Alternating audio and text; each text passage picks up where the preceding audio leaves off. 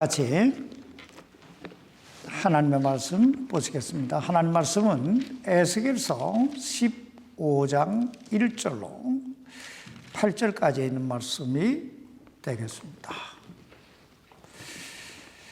에스겔서 15장 1절부터 8절까지 말씀을 우리가 교독하십시다.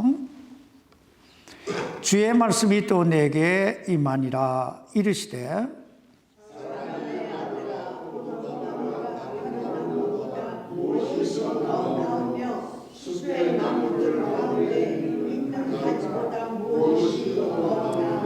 거기에서 나무를 취하여 무슨 작업을 하겠느냐? 혹은 사람들이 그것에서 못을 취하여 그 위에 무슨 그릇을 걸겠느냐?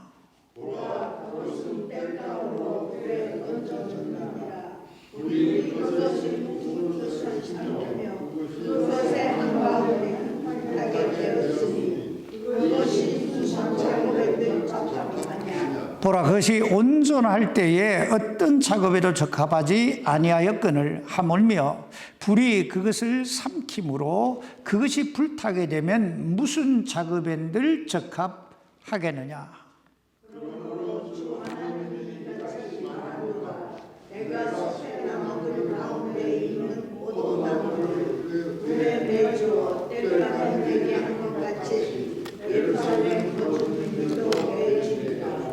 내가 그들을 향해 내 얼굴을 고정하리니 그들이 한 불에서 나와도 다른 불이 그들을 삼키리라.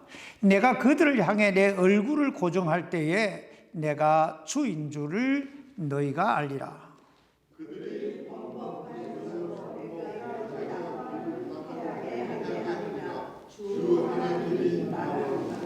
아멘. 살아계신 아버지 하나님, 하나님께서 우리를 사랑하셔서 이렇게 하나님의 은혜의 보좌 앞에 인도해 주셨사오니 오늘 이 시간 하나님 말씀을 통해 성령의 인도하심을 통해 우리를 향하시는 하나님의 뜻이 무엇인가 깨닫게 하시고 그 뜻을 이루어가는 귀한 삶 되게 해 주옵소서.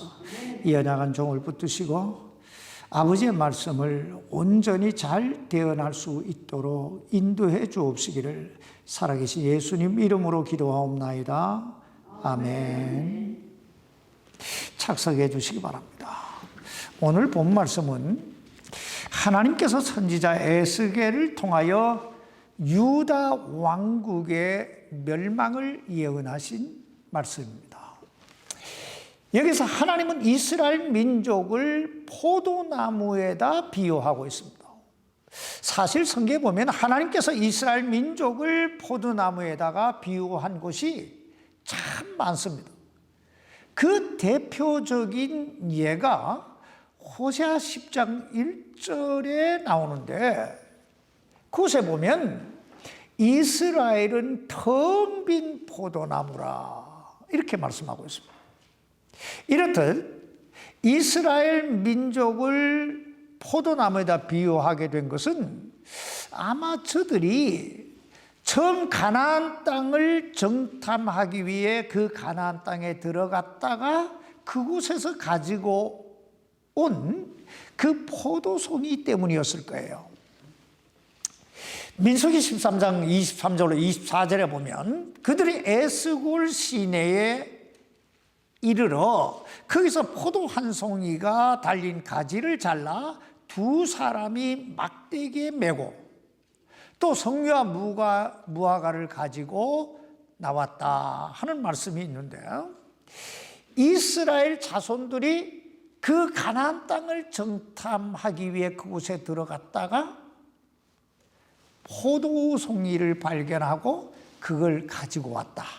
그래서 그 이름을 에스골 골짜기라, 에스골 시내라 이렇게 불렀다고 말씀하고 있습니다. 여기서 에스골이라고 하는 말은 열매가 있었던 곳이라 하는 뜻이에요. 열매가 있었던 곳. 또 다른 의미로는 참 신기하다, 놀랍다라는 뜻입니다.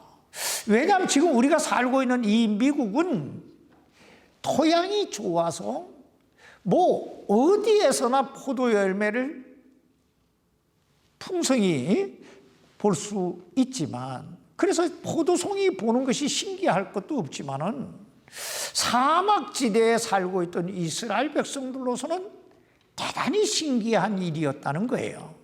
그래서 요즘도 이스라엘에 여행을 가보면 여행 안내자들이, 안내 직원들이 여기에다가 포도송이 하나를 두 사람이 메고 다니는 그 배지를 달고 있는 걸 우리가 종종 볼 수 있습니다. 이건 그만큼 포도나무가 이스라엘 민족의 상징적인 존재가 됐다 하는 거예요. 그래서 수천 년이 흐른 후에 예수님도 요한복음 15장에 보면 나는 포도나무요 너희는 가지니 라고 말씀하고 있습니다. 그렇다면 하나님께서 왜 이스라엘 민족을 포도나무에다 비유하셨을까요? 자, 여기 오늘 본문 에스겔서 15장 2절 말씀을 다시 보시기 바랍니다. 사람의 아들아, 포도나무가 다른 나무보다 무엇이 더 나으며 숲의 나무들 가운데 있는 가지보다 무엇이 더 나으냐? 이 말씀 한마디로 딱 요약하면 이런 뜻이에요. 포도나무가 존재하는 이유가 뭐냐? 존재 목적이 뭐냐? 이렇게 묻는 거예요. 여러분, 포도나무가 존재하는 이유, 존재 목적이 뭘까요? 포도나무 존재 이유는 열매에 있어요. 근데 그 포도나무가 열매를 맺지 못한다면 어떻게 될까요? 여기 3절 말씀 보세요. 거기서 나무를 취하여 무슨 작업을 하겠느냐? 혹은 사람들이 그것에서 못을 취하여 그 위에 무슨 그릇을 걸겠느냐? 이 말씀 한마디로 포도나무가 열매를 맺지 못한다면 그 포도나무가 무엇에 여기에 쓸 수 있겠느냐는 거예요. 사실 포도나무는요, 열매를 제외하고는 별로 가치가 없는 나무예요. 여러분, 그 포도나무가 어떻게 생겼습니까? 그냥 울퉁불퉁하고 꼬불꼬불하게 생겼잖아요. 그런데 그 포도나무가 만약에 열매를 맺지 못한다면 그 가지를 갖다가 어디에다 쓸 수 있을까요? 그러므로 하나님께서 이렇게 물으시는 거예요.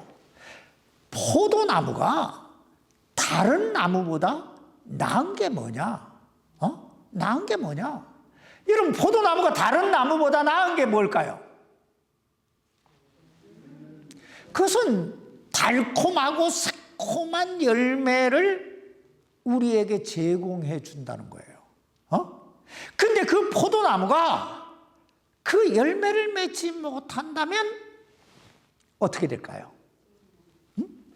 여기 본문 15장 4절 5절까지 말씀 보시기 바랍니다. 보라, 그것은 땔감으로 불에 던져졌느니라. 열매 맺지 못하면 어떻게 된다고요? 불에 던져진다는 거예요. 불이 그것의 두 끝을 삼키며 그것의 한가운데는 불타게 되었으니 그것이 무슨 작업에 늘 적합하랴. 보라, 그것이 온전할 때에 어떤 작업에도 적합하지 아니하였거늘 하물며 불이 그것을 삼킴으로 그것이 불타게 되면 무슨 작업엔들 적합하겠느냐. 여러분, 이 말씀의 의미가 뭘까요? 이 말씀의 의미는 한마디로 열매 맺지 못하는 포도나무는 불타기 전에도 쓸모가 없는데 그게 불타버린다면 얼마나 더 쓸모가 없겠냐. 지금 그 얘기를 하시는 거예요. 사실 그렇잖아요. 불타다 남은 그 포도나무를 한번 상상해 보세요. 그걸 가져다가 어디에다 쓸 수 있을까요? 근데 충격적인 것은 지금 이스라엘 백성들의 삶의 모습이 이러하다 하는 거예요. 그 당시 이스라엘 백성들은 하나님의 백성으로서, 하나님의 그 선민으로서의 사명을 상실하고 있었습니다. 그때 이스라엘 백성들의 모습을 호세아 선지자는 호세아 10장 1절에서 이렇게 표현합니다. 이스라엘은 텅 빈 포도나무요. 텅 빈 포도나무가 뭐예요? 열매를 맺지 못한다 이거 아니에요. 열매를 맺지 못한다. 근데 여기서 더 충격적인 건 뭐냐 하면요, 열매를 맺지 못하는데 자기를 위해 열매를 맺는 나무로다 이렇게 말합니다. 자, 하나님의 영광을 위해, 하나님의 뜻을 이루기 위해 살아야 될 이스라엘 백성들이 누굴 위해 살기 시작했다고요? 자기를 위해 살기 시작했다는 거예요. 더 나가서 자기가 열매가 많은 대로, 자기가 열매가 많은 대로 그가 제단들을 올렸으며 자기 땅이 좋은 대로 그들이 좋은 형상들을 만들었도다. 이 말씀 좀 쉽게 풀이하면 포도나무인 이스라엘 백성들이 그 포도나무로서의 사명을 저버리고 자기를 위해 열매를 맺는 나무로 변심해 버렸다는 거예요. 다시 말하면 하나님을 섬겨야 될 이스라엘 백성들이 하나님을 저버리고 이 세상 물질과 우상을 섬기는 타락한 백성들로 변절되어 갔다는 얘기입니다. 그래서 하나님께서 열매 맺지 못하는 포도나무를 불에 던지듯이 열매 맺지 못하는 이스라엘 백성들을 그 심판의 도가니로 던져버리시겠다는 거예요. 이것은 마치 마태복음 5장 13절에 나오는 주님의 경고의 말씀과 같은 거예요. 그것에 보면 주님이 이렇게 말씀합니다. 너희는 땅의 소금이로되 만일 소금이 제 맛을 잃으면 무엇으로 그것을 짜게 하려. 소금이 소금으로서의 사명을 감당하지 못하면 뭘로 짜게 하겠냐는 거예요. 그러면서 이렇게 말씀합니다. 그 뒤에는 그것이 아무 쓸데가 없어 밖에 버리고 사람들에게 밟힐 뿐이를. 오늘 여러분 이 말씀을 보면서 어떤 느낌을 받으십니까? 어떤 생각이 드세요? 여러분 설마라는 말 들어보셨어요? 설마.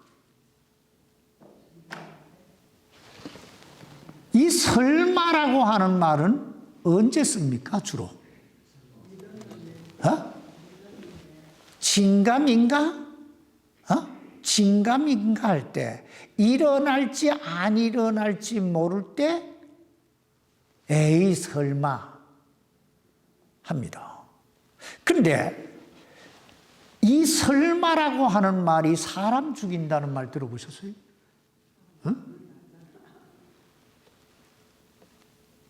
그럼 사람 죽인다는 말을 언제 쓰게 될까요? 설마 했던 일이 실제적으로 일어났을 때예요. 자, 한번 보세요. 2차 세계대전 때 히로시마에 원자폭탄이 떨어졌잖아요. 그 원자폭탄이 떨어지기 한 달 전부터 히로시마 상공에 비라가 수없이 뿌려졌어요. 그 내용이 뭐냐? 이제 한 달 후에 여기에 원자폭탄을 투하할 것이다. 빨리 대피해라. 그런데 그 메시지를 받은 일본 사람들이 에이 설마? 자, 보편적으로 이 비라를 주워든 사람은 두 가지 반응이었을 거예요. 야, 지금 보따리 싸라. 가자. 하는 사람이 있을 것이고, 한편의 사람들이 에이 설마 떨어지겠어? 근데 어떻게 됐어요? 이게 설마가 사람 잡은 거예요. 자, 근데 우리가 기억해야 될 건 하나님의 말씀에는 설마라는 게 없다는 거예요. 하나님께서 말씀하신 그대로 될 줄 믿습니다. 하나님께서는 이미 수많은 선지자를 통해 이스라엘 백성들에게 경고의 메시지를 주셨어요. 그럼에도 불구하고 이스라엘 백성들은 설마 하면서 하나님께로 돌아오지 않았어요. 아니, 도리어 자기를 위해 우상을 만들고 점점점 세상으로 나아갔다는 거예요. 그래서 마지막으로 주님의 경고의 메시지가 여기 에스겔서 15장 7절로 8절에 나옵니다. 여기 15장 7절 8절 보세요. 내가 그들을 향해 내 얼굴을 고정하리니. 여기서 얼굴을 고정한다는 의미가 뭐예요? 얼굴을 고정한다는 말은 하나님이 심판하신다 이 말이에요. 고정하리니, 계속 보세요. 그들이 한 불에서 나와도 다른 불이 그들을 삼키리라. 여기서 한 불이라고 하는 말은요, 아수르의 침공을 의미하고, 다른 불은 바벨론의 침공을 의미하는 거예요. 그러니까 아수르의 침공을 저들이 피한다 할지라도 결국은 바벨론에 의해 뭐 하게 될 것이다? 멸망하게 될 것이라는 거예요. 계속 보세요. 내가 그들을 향해 내 얼굴을 고정할 때에 주인 줄을 너희가 알리라. 여러분, 얼굴을 고정한다는 뜻이 뭐라고요? 심판하시겠다는 거예요. 그러면 여기에서 내 얼굴을 고정할 때 내가 주인 줄 너희가 알리라 하는 말은 심판을 당하고 나니까, 환난을 겪고 나니까, 고통을 겪고 나니까, 하나님의 말씀대로 이루어졌구나. 하나님이시구나. 이게. 그러나 여러분, 그때는 어떤 상태가 됐습니까? 여기 8절 보세요. 그들이 범법하였으므로 내가 그 땅을 어떻게 해요? 황폐하게 하리라. 이미 황폐하게 됐다 이 말이에요. 그러므로 지금 돌아오라는 거예요. 그래서 지금 열매를 맺으라는 거예요. 지금이 중요하다 이거예요.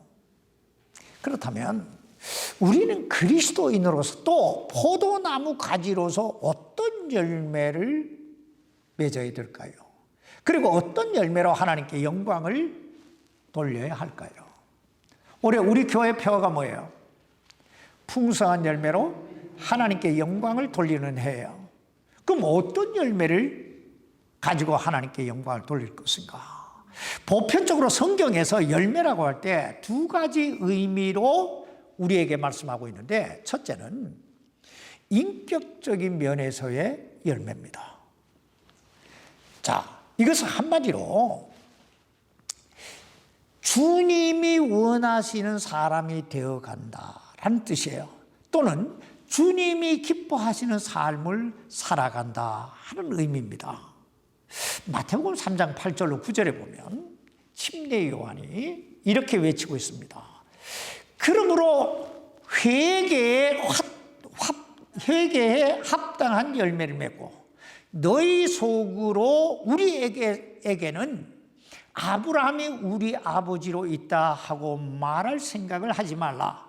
내가 너에게 이르노니 하나님께서는 능히 이 돌들로도 아브라함에게 자손들을 일으킬 수 있느니라. 이 말씀 좀 현대식으로 말하면 이런 뜻이에요. 말로만 내가 그리스도인이라 말하지 말라. 말로만 내가 그리스도인이라 예수 믿는다 이렇게 말하지 말라 이거예요. 전도하다 보면 어떤 사람들은 자신이 모태신앙이라고 자랑하는 사람이 있어요.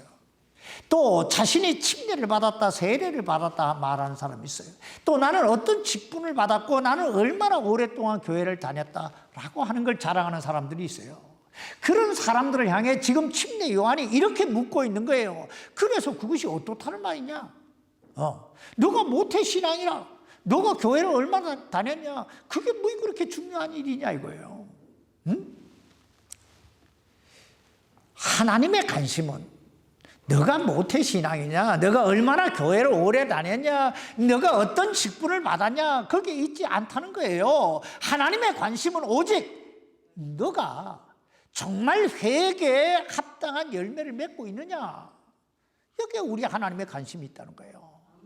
여기서 회개에 합당한 열매란 내가 회개하고 예수 그리스도를 믿음으로 내 삶에, 내 인격에 어떤 변화가 일어나느냐, 그 얘기를 하는 거예요.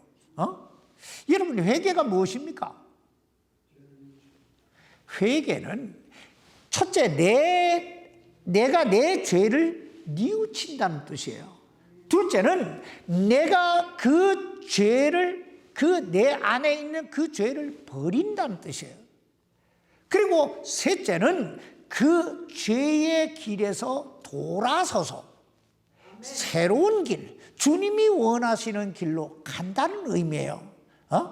그러므로 회개에 합당한 열매란 내가 얼마나 예수 믿기 이전의 삶의 자리에서 뉘우치고 버리고 돌아서서 얼마나 새로운 삶의 자리, 새로운 인격의 자리로 향하고 있느냐, 지금 그걸 묻는 거예요.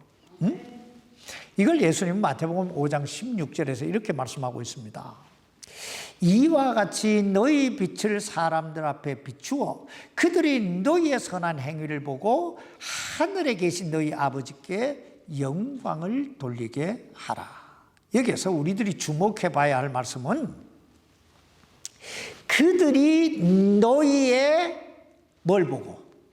선한 행위를 보고 라는 뜻이에요. 여러분, 처음 교회에 다니는 사람, 처음 예수 믿기 시작하는 사람들은 누구를 보고 교회를 다닐까요? 누구를 보고 교회 다닐까요? 눈에 보이지 않는 하나님을 바라보고 교회를 다닐까요? 아니요. 눈에 보이는 옆 사람 보고, 눈에 보이는 나를 보고 교회를 다니는 거예요. 응? 그러므로 내가 변화된 인격, 너의 그 착한 행실, 이게 나의 변화된 인격, 나의 변화된 어떤 삶의 모습을 보이라는 거예요. 하나님은 바로 그 인격적 열매, 그 삶의 변화의 열매를 우리에게 요구하신다는 거예요. 둘째, 하나님이 원하시는 열매는 영향력 측면에서의 열매입니다. 즉, 우리가 그리스도인으로서 내 주변 사람들에게 어떤 영향력을 미치고 있느냐 하는 거예요.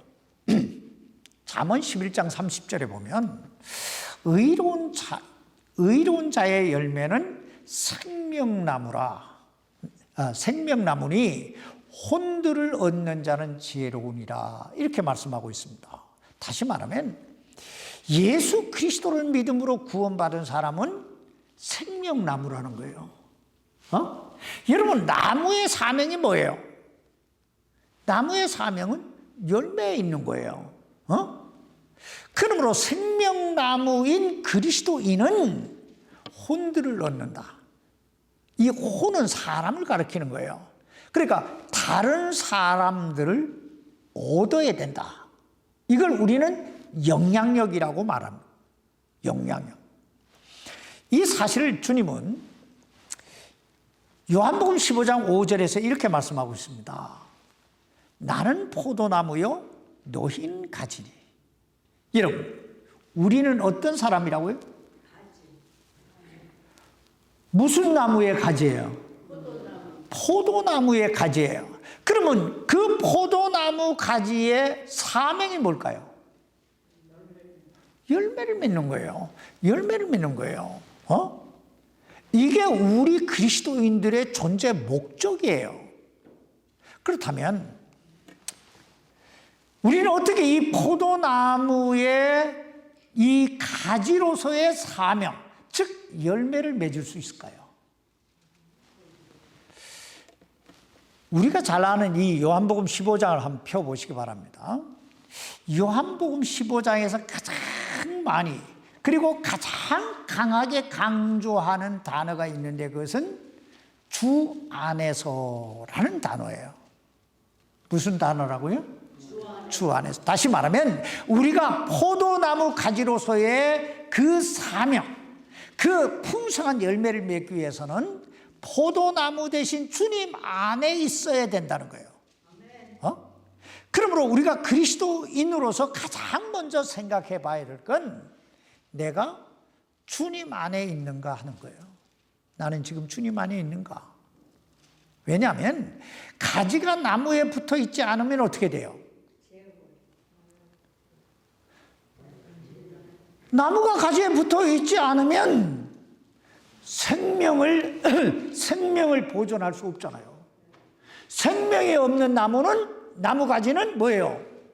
열매를 맺을 수 없잖아요. 그럼 다시 한번 자기 자신을 점검해 보라는 거예요. 나는 과연 주님 안에 붙어 있는가? 그리스도인이란 단순히 교회 이 예배당에 나와서 예배에 참여하고 성경을 읽고 기도하고 찬양하고 이렇게 돌아가는 게 그리스도인이 아니에요. 그리스도인이란 자신의 죄인됨을 회개하고 예수 그리스도의 그 십자가상에서의 대속의 죽음 그리고 부활을 믿음으로 그분을 자신의 주와 그리스도로 영접한 사람을 가르쳐 그리스도인이라고 하는 거예요. 주 안에 있는 사람들. 더 나아가서 주님 안에 있다는 말은 그 그리스도와 늘 동행하며 끊임없는 교제를 통해서 참 그분으로부터 영향을 공급받는 걸 의미해요. 왜냐하면 가지가 아무리 나무에 붙어 있다고 해도 수분과 영양을 공급받지 못하면 어떻게 될까요? 열매를 맺을 수 없어요. 여러분 가지 잘 보셨잖아요. 가지 많이 보잖아요. 똑같이 나무에 붙어 있어도 어떤 가지에는 뭐예요? 열매가 없어요. 수분과 영양을 잘 공급받는 가지가 열매를 맺어요. 그러므로 먼저 우린 생각해 봐야 돼요. 나는 주님 안에 있는가? 난 얼마나 주님과 동행하고 있는가? 또 나는 그 주님 안에서 얼마나 지속적으로 충분한 수분과 영양을 공급받고 있는가? 두 번째, 우리가 그리스도인으로서 열매를 맺기 위해서는 깨끗해야 됩니다. 깨끗해야 된다. 왜냐하면 마음이 깨끗한 자가 하나님을 볼 수 있기 때문이에요. 이 사실 주님은 산상보훈에서 마태복음 5장 8절에서 이렇게 말씀하고 있잖아요. 마음이 순수한 자, 마음이 청결한 자, 마음이 순수한 자들이 복이 있나니 그들이 하나님을 볼 것이기 때문이에요. 여러분, 어떤 사람이 하나님 본다고요? 마음이 순수한 사람, 마음이 청결한 사람, 마음이 깨끗한 사람, 이 사람들이 하나님을 본다는 거예요. 또 하나님을 볼 수 있는 사람이 뭐가 있는 사람이라고요? 복이 있는 사람이라고 말씀하고 있어요. 복이 있다. 복이 있다. 여러분 성경 잘 보세요. 어떤 사람들이 하나님께 쓰임을 받고 어떤 사람들이 탁월한 영향력을 행사합니까? 아브라함 어때요? 아브라함이 하나님을 만나요. 야곱이 어때요? 야곱도 베델에서 하나님 만나잖아요. 야복강가에서 또 하나님 만나잖아요. 요셉은 어때요? 하나님이 그와 동행하심으로 이렇게 말해요. 모세는 어때요? 떨기나무 불꽃 가운데서 하나님 만나요. 바울은 어때요? 모두 하나님을 본 사람들이에요. 그러므로 주님은 요한복음 15장 2절에서 이렇게 말씀하고 있어요. 내 안에서 열매를 맺지 아니하는 모든 가지는 그분께서 제거하시고 열매를 맺는 모든 가지는 깨끗하게 하사 그것이 더 많은 열매를 맺게 하시느니라. 여러분, 하나님께서 열매 맺는 가지는 어떻게 하신다고요? 더 깨끗하게 하신다는 거예요. 왜냐하면 세상에 아무리 값진 물건이 있다고 해도 더러우면 어때요? 일단 더러우면 마음이 가지 않아요. 손이 가지 않아요. 그러므로 주님 말씀하시는 거예요. 내가 거룩하니 너희도 어떻게 해라? 거룩해라. 왜냐하면 그래야 더 많은 열매를 맺을 수 있기 때문에. 마지막으로 한 가지 더 합시다. 우리가 그리스도인으로서 열매를 맺기 위해서는 하나님의 말씀에 순종해야 돼요. 응? 하나님의 말씀에 순종해야 된다. 여기 요한복음 15장 9절에 보면 주님께서 이렇게 말씀하고 있습니다. 아버지께서 한번 펴보세요. 요한복음 15장 9절입니다.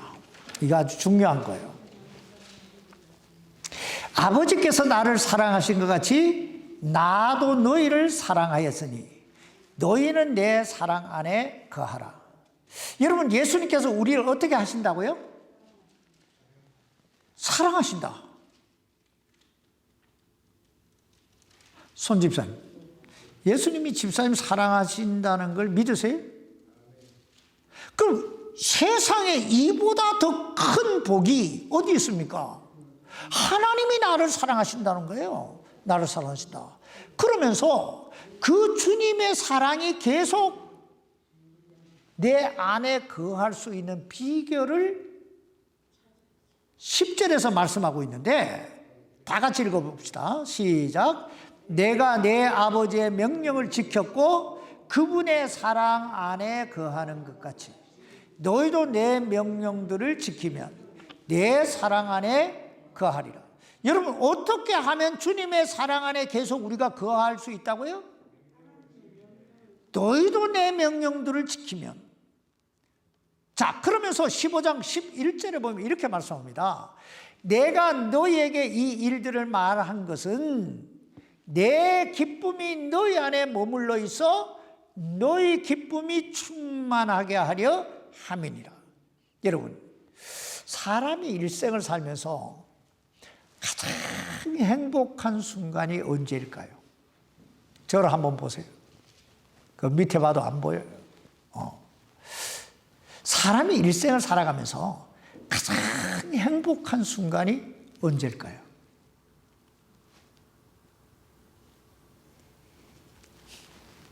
아주 쉬운 거예요. 너무 쉬워서 여러분 대답 못하지요. 그건요, 내 마음에 기쁨이 있을 때요. 기쁨은 행복해요. 슬픈데 행복할 수가 없잖아요. 고민이 있는데 기쁠 수도 없고. 그러니까 기쁨이 있으면 내가 자동적으로 행복하게 돼 있단 말이에요. 그런데 그 기쁨은 언제 생기게 될까요?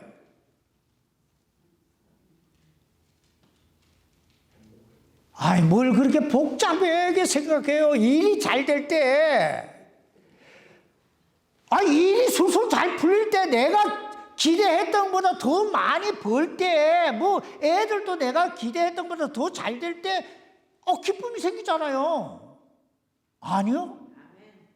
그럼 반대로 살든가. 그러면 그 일이 언제 가장 잘 될까요? 자, 원리를 잘 봐요. 우리가 행복하려면 내 마음에 기쁨이 있어야 되고, 내 마음에 기쁨이 있으려면 모든 일이 잘 돼야 되고, 내가 기대하고 내가 원하는 대로 모든 일이 잘 돼, 형통해야 되고, 그러면 모든 일이 형통하게 잘 되려면 어떻게 될까요?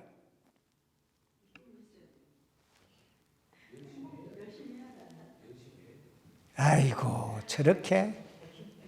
부부가 똑같아. 저 손들고 서. 그러니까 같이 살지. 자, 보세요. 이제 딱 배워요. 딱 배워요. 하나님이 우리를 도우실 때, 하나님이 우리에게 복을 주실 때, 믿습니까? 하나님이 우리에게 복을 주실 때 잘 되는 거요. 내가 열심히 노력해서 되는 게 아니요. 왜? 내 능력은 한계가 있는 걸. 내게 기쁨이 있으려면 만사가 형통해야 되는데, 만사가 형통하려면 하나님이 나를 도와주셔야 돼요. 나에게 복을 주셔야 돼요. 그럼 하나님이 언제 우리를 도와주실까요? 우리가 하나님 말씀 잘 들을 때 도와주시는 거예요. 하나님 말씀대로 살 때 도와주시는, 이 원리를 지금 요한복음 여기에 15장 9절부터 11절까지 이 원리가 딱 나오잖아요. 응? 자, 우리가 하나님의 말씀대로 살면 내가 주님의 사랑 안에 거하게 되고, 내가 주님의 사랑 안에 거하게 되면 풍성한 열매를 맺게 되고, 풍성한 열매를 맺게 되면 첫째 하나님께 영광이 되고, 둘째 우리 마음에 기쁨이 충만하게 되고, 셋째 우리 생애에 행복이 찾아온다. 예. 여러분, 마지막 날에 여러분이 주님 앞에 섰을 때 그때를 상상해 보셨어요? 그때 주님 앞에 섰을 때 주님이 여러분에게 뭐라고 말씀하실까요? 딱 우리가 주님 앞에 딱 서게 되면요, 주님이 우리를 향해 손을 딱 내미실 거예요. 손을 딱 내미시고 딱 계산서 내봐,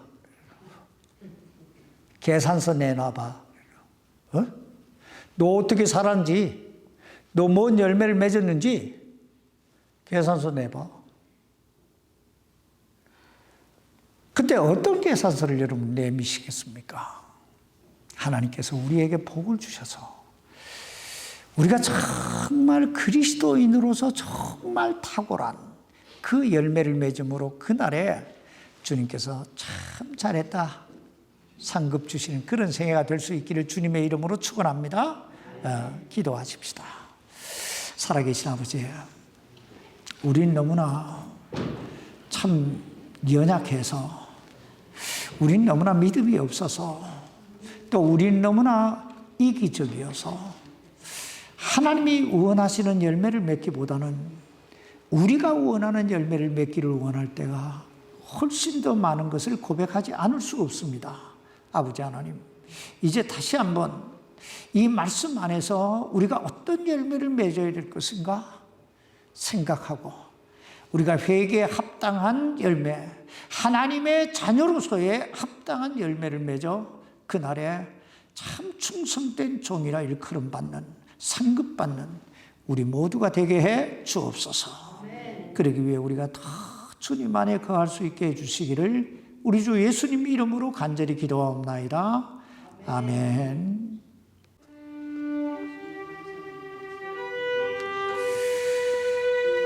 주님.